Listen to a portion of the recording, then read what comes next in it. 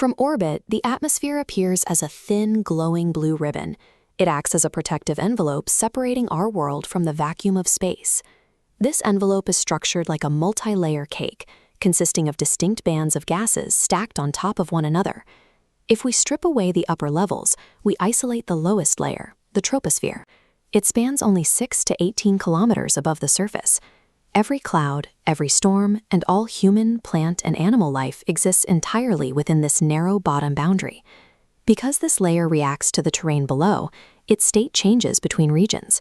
The air over a sun-baked street in Chennai possesses a different physical profile than the air over the snows of Kashmir. This specific condition of the troposphere at a single time and place is what we define as weather. It is a measurable state determined by specific physical variables. Long before we had instruments, humans tracked weather by observing biological signals. They noticed that ants carrying eggs or birds flying unusually low often preceded a change in the atmosphere. They looked for other indicators, such as frogs croaking or pine cones closing their scales, to anticipate an incoming storm. These organisms react to subtle shifts in their environment, like rising moisture or dropping pressure, well before human senses can detect them. However, biological signals have a clear limitation. While they indicate a change is coming, they cannot provide precise data on the timing or the severity of the event. This need for precision is why we use meteorology. This is the scientific study of weather, focusing on converting atmospheric shifts into hard data.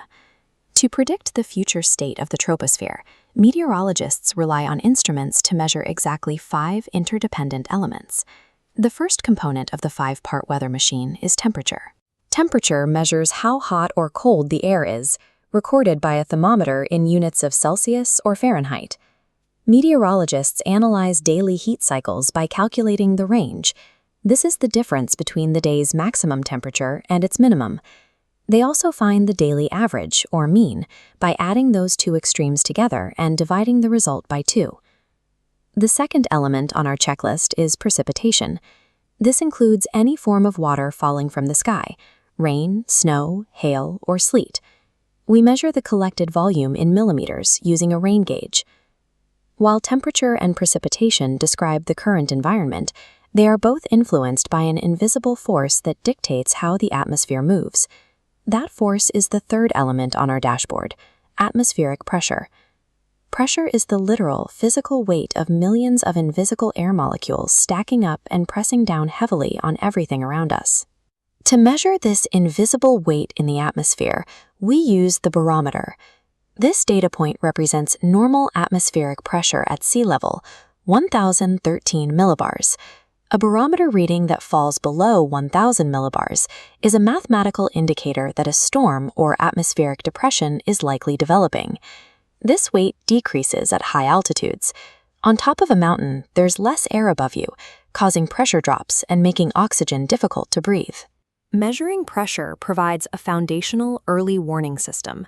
A sudden drop informs us that danger is approaching before the first drop of rain falls. This brings us to the fourth element on our checklist: wind.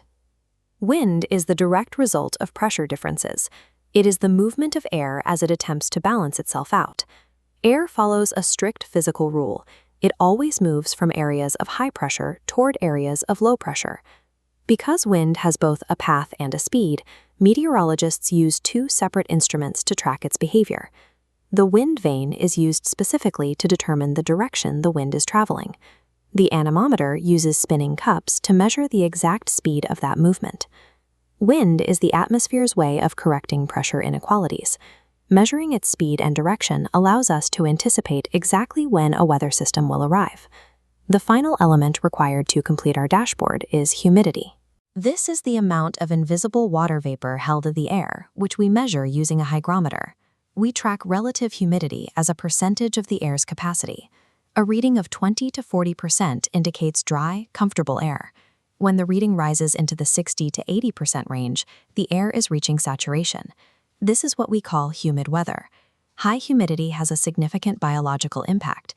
Humans feel hotter because our sweat cannot easily evaporate into air that is already full of water vapor. This saturation is why clothes take much longer to dry on a humid day. The atmosphere simply has no room left to absorb the moisture. Humidity completes the five-part machine, serving as the final variable that determines how the atmosphere physically feels to us.